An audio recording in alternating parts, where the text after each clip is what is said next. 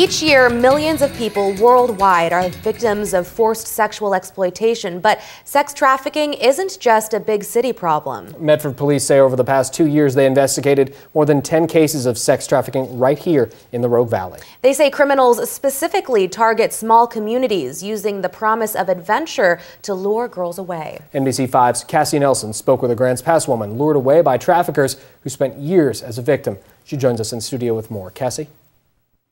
Rebecca Bender now trains FBI agents and law enforcement in issues dealing with sex trafficking. Her nonprofit helps organizations target the needs of sex trafficking survivors nationwide.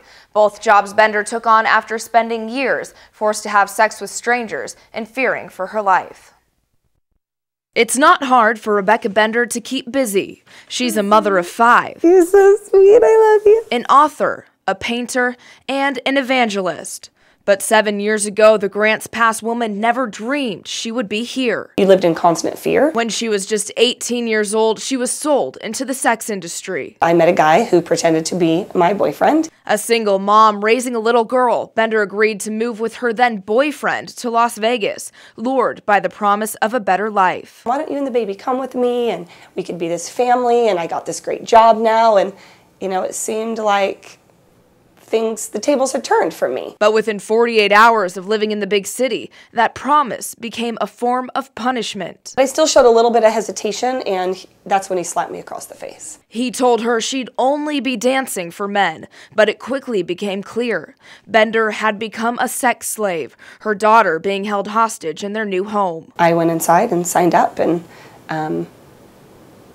it wasn't dancing at all, not even remotely dancing. She was stuck in the nightmare for 6 years. Within that time, I was branded twice, traded between traffickers. I mean, it got horrific. The last 3 years of that nightmare, Bender spent working under a gorilla pimp, a title given for notorious brutality.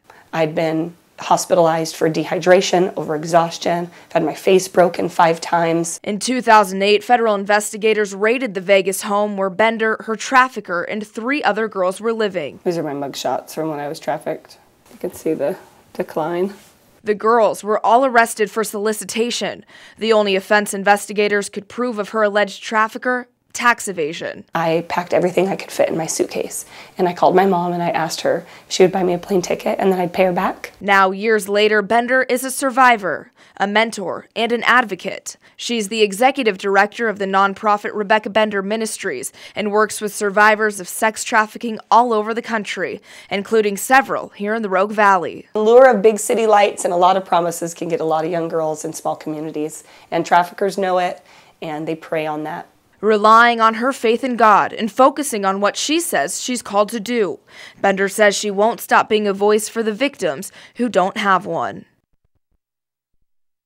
Coming up tomorrow on NBC5 News at 6, we'll tell you how Bender is using her first-hand experience to put an end to sex trafficking right here in Southern Oregon. In the studio, Cassie Nelson, NBC5 News.